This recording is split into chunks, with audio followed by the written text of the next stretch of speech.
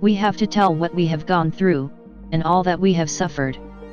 But the way we tell our story shouldn't make the listener feel, when will this stop? When the story is told in a way which makes it easier to listen. The message is conveyed properly. A stand-up comedian can convey a revolutionary thought through a joke and make the audience think without hurting them. Comics are always fun to read. But when the happenings are a war is conveyed in a comical manner. How will a disturbing childhood be? The confusions that arise when we live alone as a teenager. Conveying all of this through comics felt awesome. 20 years ago, this book Persepolis was published by Marjane Satrapi. This book is almost an autobiography. The protagonist of this book is Marjane herself. Her parents talked about politics while she was a kid. As they were an upper middle class family, they had a lot of benefits when compared to the working class.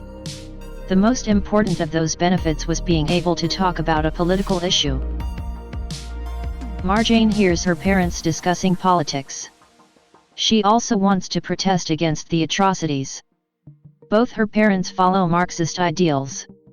Shah's rule is a monarchy. She witnesses her parents opposing Shah. 10 years after her birth, the Islamic Revolution happens in Iran. Shah supports capitalistic economy.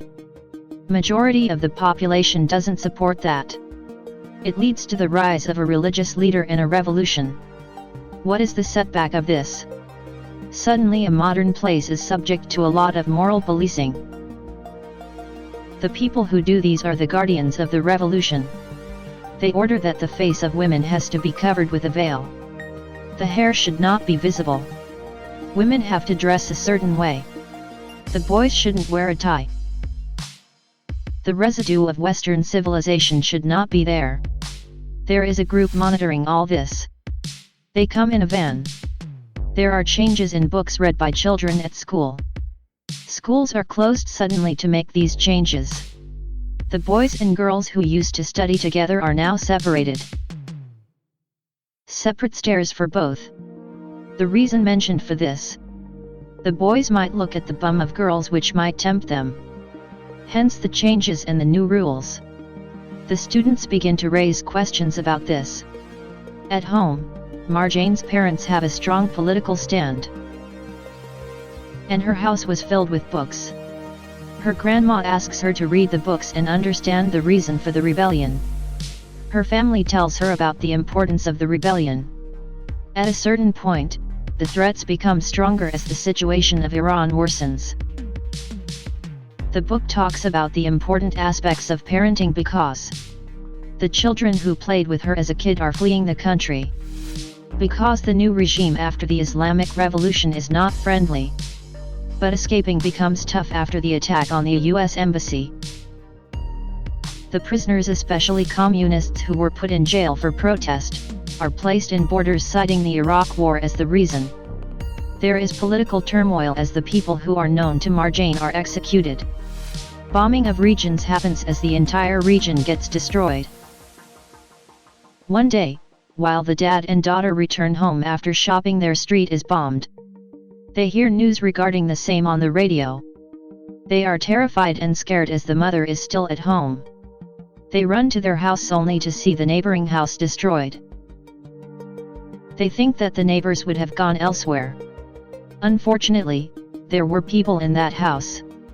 Marjane is happy that her mother is alive. Her mother's life got saved by a whisker. She notices a bracelet in the neighbor's house which was attached to something. The kid's hand. The hand is trapped in that rubble, which means that the person is dead. She witnesses all this as a child. How a child grows up in the middle of political instability. How do the parents protect the child? The mind-blowing aspect about this book is, I am not sure whether her parents were able to instill great values in her despite the political situation because of privilege. Many people were not able to feed their families. Because Marjane's family didn't have to struggle for food, maybe they had the space to instill values. We can only contemplate all this.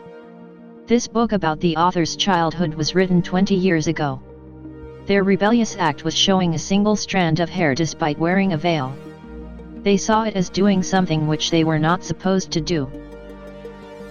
Marjane wore a nail polish and put her hands in her pocket, though her mother advises her not to, fearing that she might get caught. She had documented all this 20 years ago. The fact that it is still relevant is very painful. Many people fled away from Iran because of the situation over there. Only a few were left behind. They were not interested in what Iran was doing, but they were forced to be a part of it. People who fell ill had to flee Iran to get treated or operated. They needed passport for that which they couldn't get. So, there was no possibility of operation. And people used to die. Kids were sent away from Iran fearing their safety.